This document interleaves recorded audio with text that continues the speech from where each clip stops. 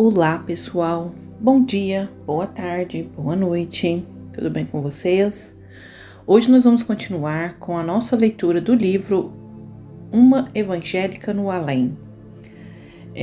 Já estamos no capítulo 15, caminhando para o fim do livro e vamos continuar aqui por esse capítulo, A Grande Surpresa. Assim que chegou à clínica, a médica de plantão encaminhou Elias para a sala de eletrochoques. Adormeceu Elias, que já havia acordado e não sabia onde estava. Depois de vê-lo adormecido, começou a sessão. Cada choque que tomava era sentido pelo seu espírito, que prosseguia desperto pouco acima do corpo físico.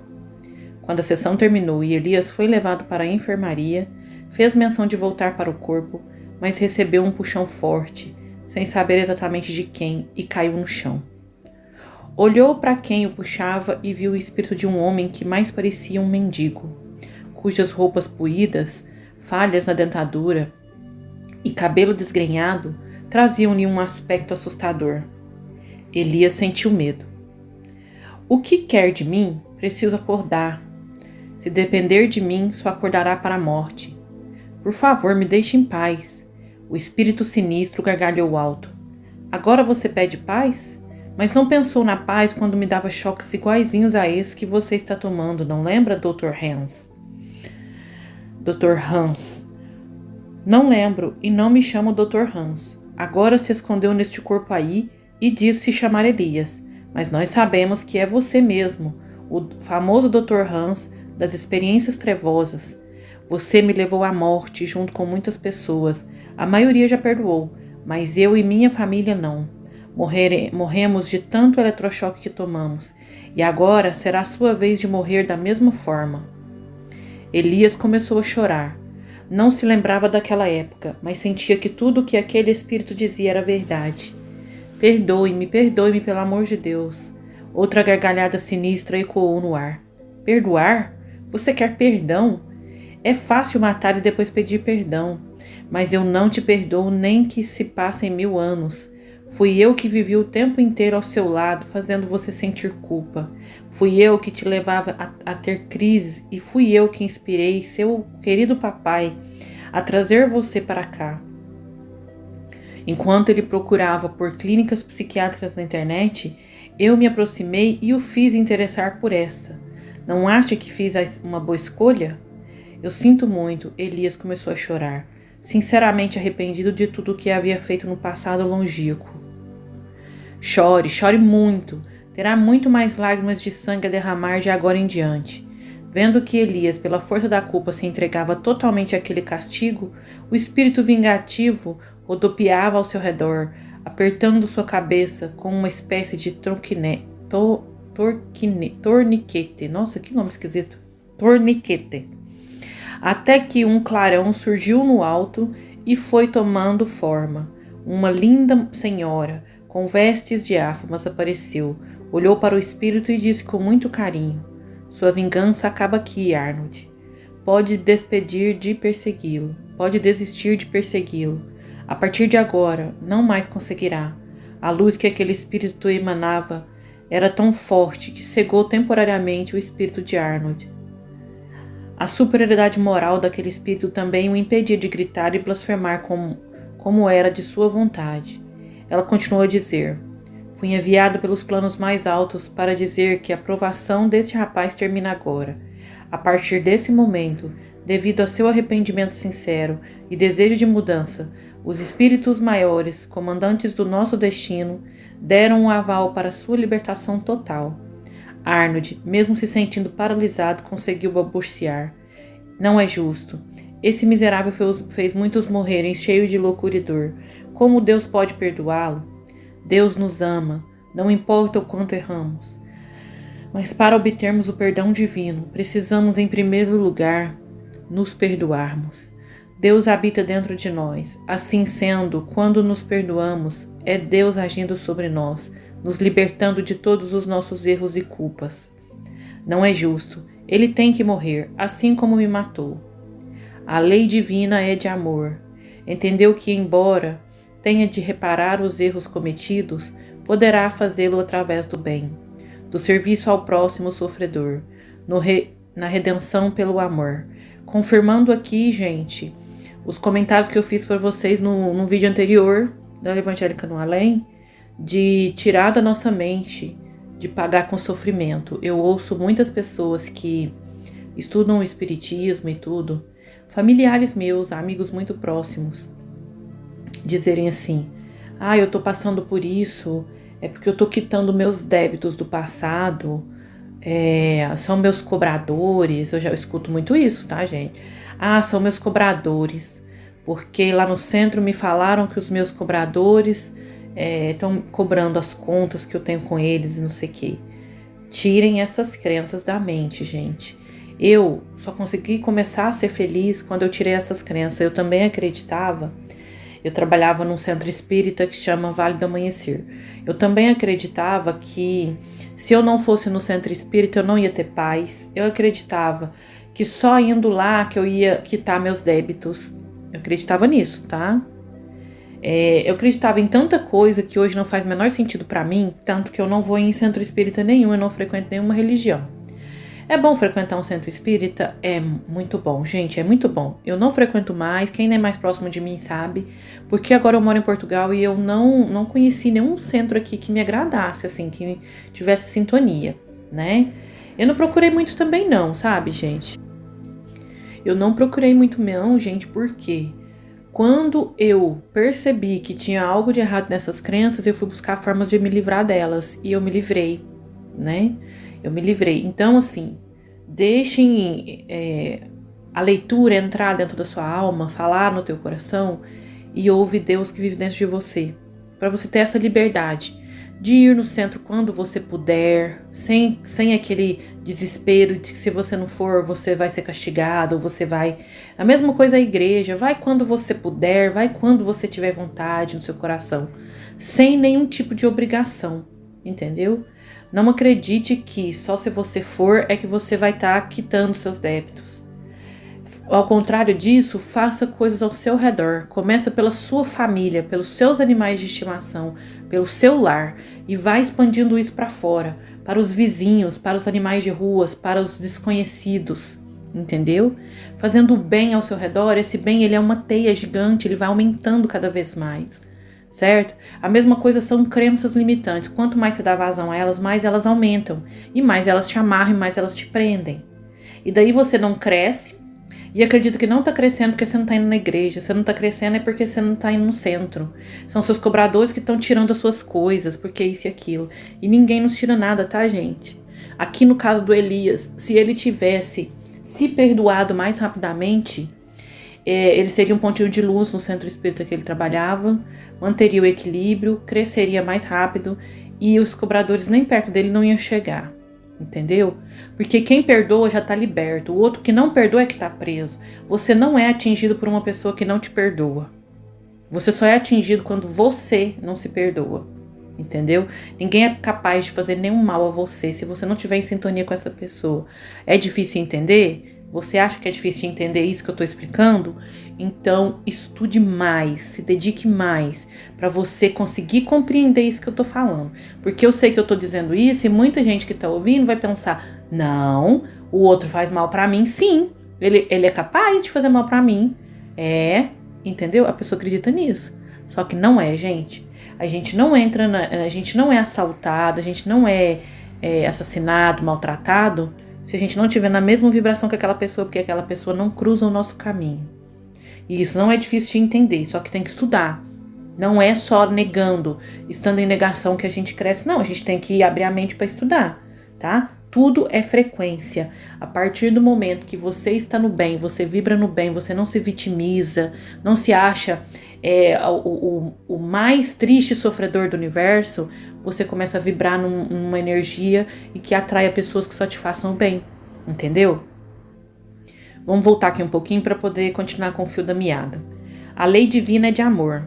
Entendeu que, embora tenha de reparar os erros cometidos, poderá fazê-lo através do bem, do serviço ao próximo, na redenção pelo amor. Ele estará livre, não apenas da sua influência, mas da influência de todos os demais perseguidores que desejam destruí-lo. Não acha melhor perdoá-lo também e seguir em frente com sua evolução? Arnold refletiu um pouco, porém não cedeu. Não perdoo nunca. Que vantagem eu terei em fazer isso? Vantagem não é propriamente a palavra, mas você ganha muito tempo a favor de sua própria felicidade.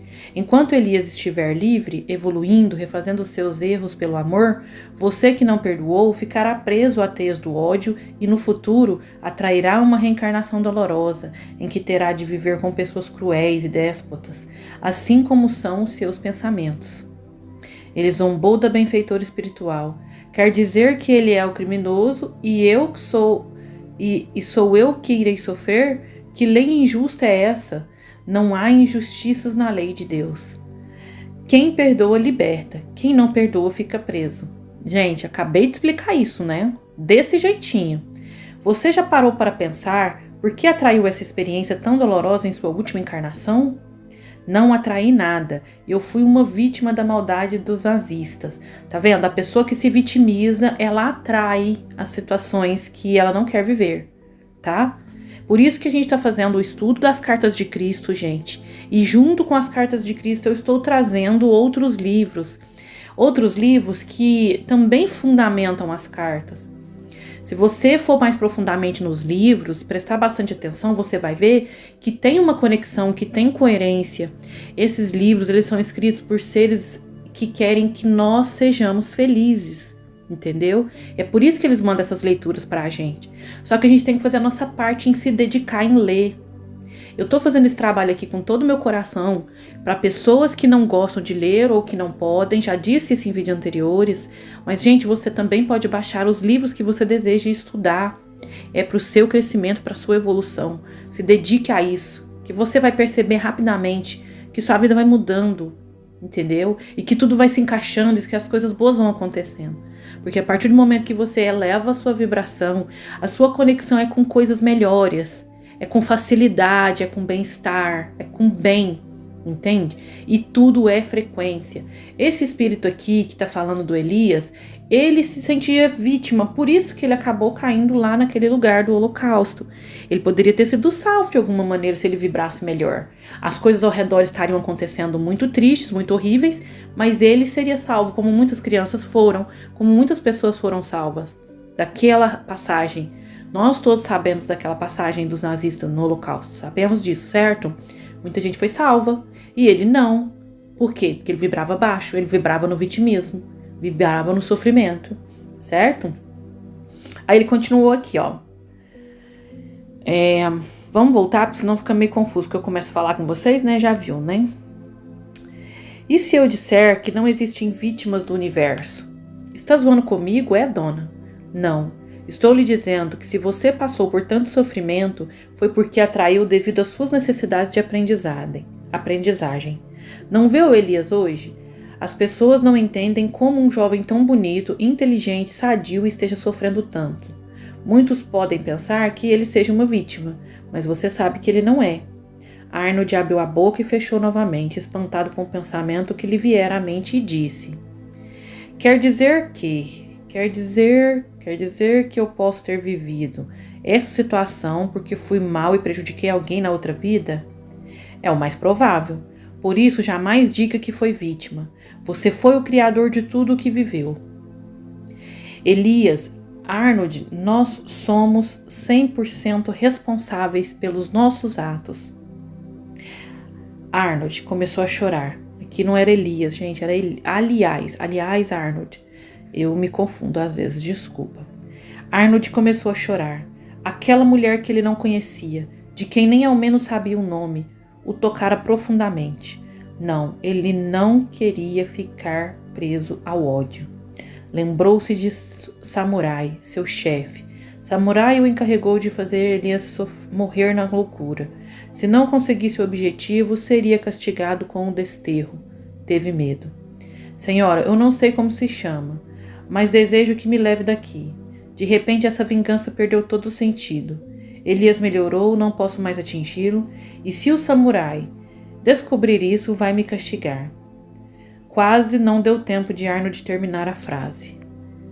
Vultos escuros foram surgindo no ambiente e tomaram forma. Eram espíritos vestidos de armaduras de antigos guerreiros medievais. Arnold, sabendo serem os encarregados de samurai, encolheu-se todo num canto. Os homens, sem nenhuma cerimônia, começaram a açoitá-lo com chicotes de ferro. Elias, que não perdia uma cena, assustado, pediu com pena: Senhora, não pode tirá-lo desse estado, sofrerá muito. Infelizmente não posso. Arnold não se arrependeu de verdade. Apenas queria partir comigo com medo do que esses espíritos e seu chefe pudessem fazer. Um dia poderemos procurá-lo e ajudá-lo. Por enquanto, ele se condenou a sofrer para aprender que somente o perdão traz paz para a alma. Foi escolha dele, tá vendo, né, gente? Eles interromperam a conversa ao verem os espíritos recolherem o corpo perispiritual de Arnold desmaiado e sumirem com ele, chão adentro. Uma lágrima de piedade escapou do olho esquerdo de Elias e de Esther. O espírito iluminado ali presente, que mais uma vez comprovou o quanto ele havia mudado, pois o menino chorava de compaixão pelo próprio obsessor. Você precisa voltar ao corpo e assumir sua vida. Sabe que terá de trabalhar a sua mediunidade no auxílio ao próximo sofredor, não sabe? Sei sim, senhora, mas não vejo como. Minha família é evangélica e jamais irá aceitar isso. Em breve, algo ocorrerá em sua família que mudará o rumo dos acontecimentos. Aguarde. E confie.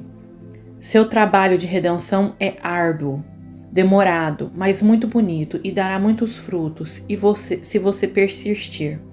Elias novamente chorava, agora de emoção. Como a senhora se chama? Parece-me familiar. Sou sua bisavó Esther. Minha bisavó? Tornou ele ainda mais emocionado, entregando-se a um longo abraço.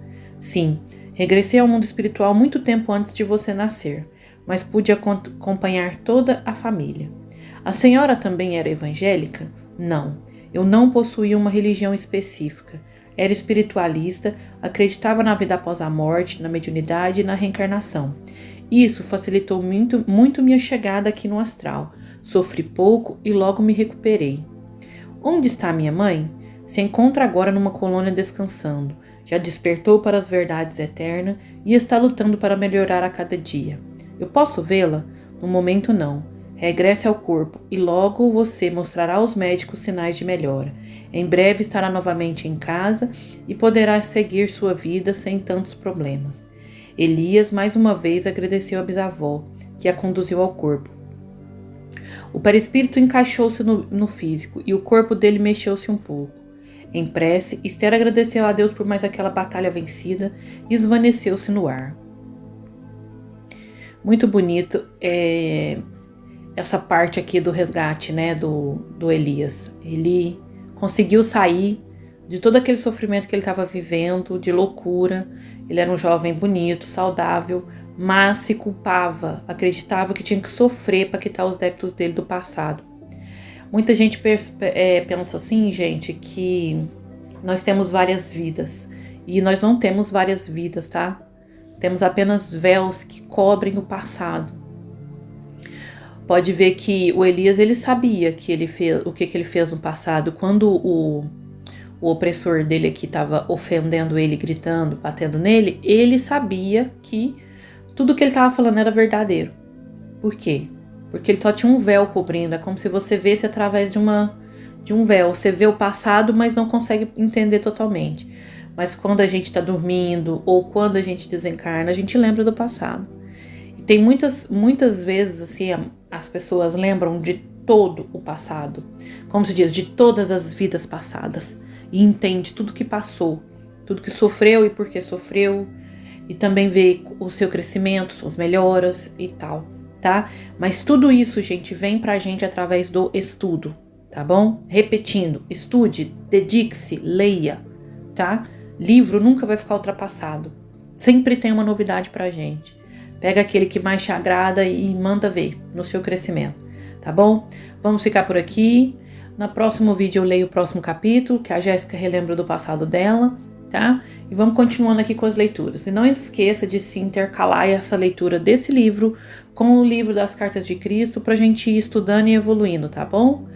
Muito obrigada, gente, mais uma vez por ter visto até o fim do vídeo. Um beijo de luz, até o próximo vídeo. Tchau!